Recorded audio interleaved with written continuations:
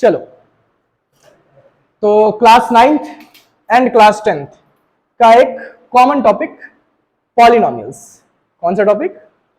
Polynomials. ठीक है, अब हम पॉलिनोमियल्स की अगर बात कर रहे हैं तो हमें बात स्टार्ट करना पड़ेगा अलजेब्रा से।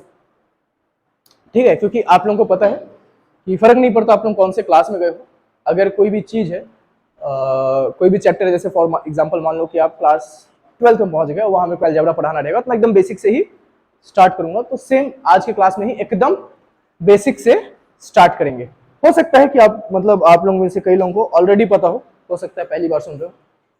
ठीक है, सुन लेना फिर से, क्या दिक्कत है ना।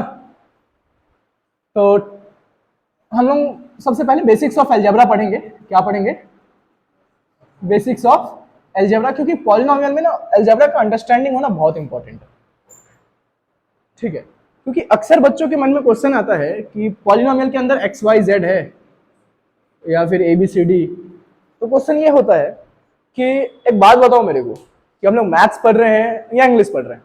बच्चे अक्सर पूछते हैं, ठीक है, कि हम लोग क्या पढ़ रहे हैं, मैथ्स पढ़ रहे हैं या इंग्लिश पढ़ रहे हैं। तो अगर हम लोग मैथ्स पढ़ रहे हैं तो नंबर होना चाहिए, और अगर इंग्लिश पढ़ रहे हैं तो सामने में मैथ्स क्यों लिखा है या नहीं है? क्योंकि एक्स वाई जेड किसका अल्फाबेट है? इंग्लिश का अल्फाबेट। तो देखो मैं तुम लोगों को एक सच्चाई बता रहा हूँ, ठीक है, इंग्लिश की भी मैथ्स की भी या फिर जितने भी सब्जेक्ट है ना, तुम लोग दिन भर में जो भी करते हो सबकी एक ही सच्चाई है, that is all the things are symbolical. क्या है?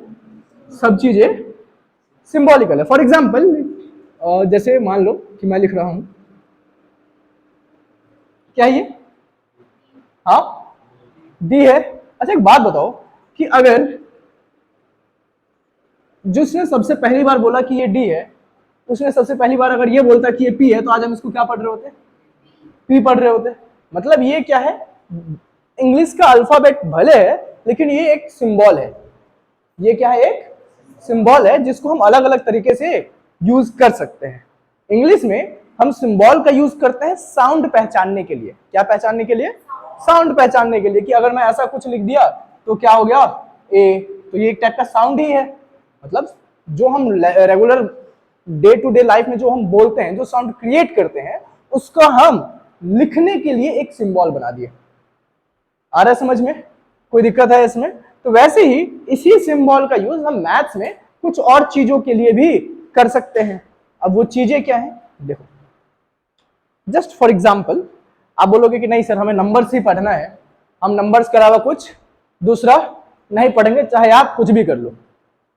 ठीक है, तो ये एग्जाम्पल मैं शायद लास्ट टाइम भी दिया था कि आप लोग एक काम करो, इवन नंबर्स लिखना चालू करो। क्या लिखना चालू करो? Even numbers.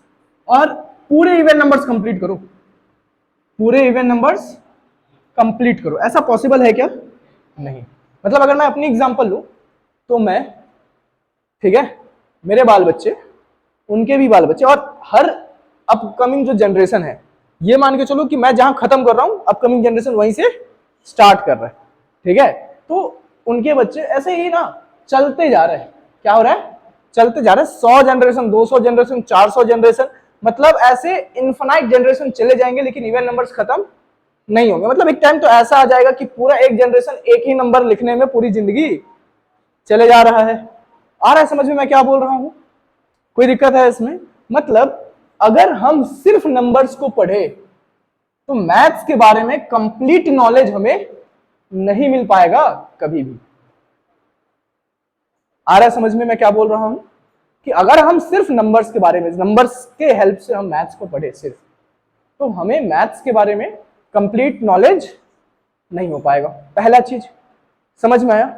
दूसरा चीज, मैथ्स में दो चीजें होती हैं। वैसे तो बहुत सारी चीजें होती हैं, लेकिन अगर मैं फिलहाल कॉन्सेप्ट के हिसाब से देखूं तो दो चीजें होती हैं। एक जो फिक्स्ड हो, एक जिसकी वैल्यू हमें क्या हो, पता हो, या फिर ऐसी वैल्यूज जो चेंज नहीं होने वाला है। दूसरा ऐसा वैल्यूज जो कंटिन्यूअसली क्या होते हो, चेंज होते हो, चेंजेबल हो। क्या हो? चेंजेबल हो, जो कंटिन्यूअसली क्या हो सके, चेंज हो सके। फॉर एग्जाम्पल 5 साल पहले जितने में 1 किलो एप्पल मिल रहा था, आज भी उसी रेट में मिलेगा क्या? नहीं मिलेगा। तो ये क्या है, एक चेंजेबल वैल्यू है या नहीं है? कोई दिक्कत है इसमें? ठीक। और 5 साल पहले मेरे पास 2 आंख थे, आज भी मेरे पास 2 आंख है, तो ये क्या है, एक फिक्स्ड वैल्यू है। आ रहा है समझ में? तो मैथ्स में 2 टाइप के कंडीशंस होते हैं, एक ऐसा कंडीशन जो क्या हो, फिक्स्ड हो, और एक ऐसा कंडीशन जो क्या हो, चेंजेबल हो। तो ये जो चेंजेबल होता है, जो कंटिन्यूअसली क्या होते रहता है, चेंज होते रहता है। अब बोला यार